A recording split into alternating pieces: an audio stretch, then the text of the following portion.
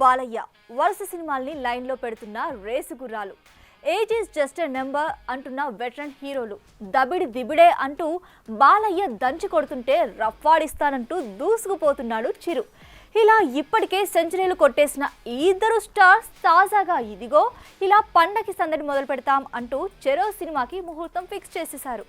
దీంతో ఇది కదా మాకు కావాల్సింది అంటూ మురిసిపోతున్నారట మూవీ లవర్స్. విజయదశమి చిరు బాలయ్యలకి ఇప్పుడిదే టార్గెట్.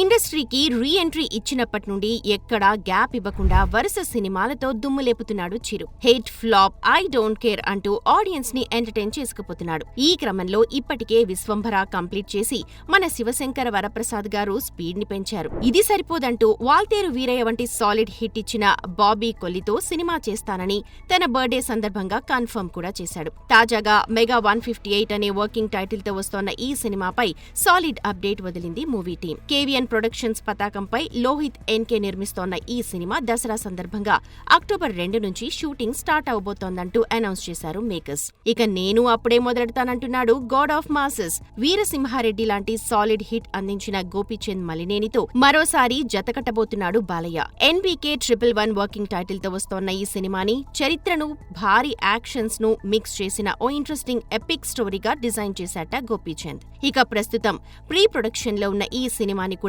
దసరా రోజే మొదలు పెట్టడం విశేషం. మరోవైపు ఘాటీతో బోల్తా పడ్డ క్రిష్ జాగర్లమూడితోనూ బాలయ్య ఓ చిత్రం చేస్తున్నాడని, అది ఆదిత్య 999 అయ్యే అవకాశాలు పుష్కలంగా ఉన్నాయన్నది టాక్. ఏదేమైనా ఏజ్ ఈజ్ జస్ట్ నంబర్ అంటూ ఈ వయసులో కూడా ఇలా వరుస సినిమాలని లైనప్ చేయడం అంటే మెచ్చుకోదగ్గ విషయమే.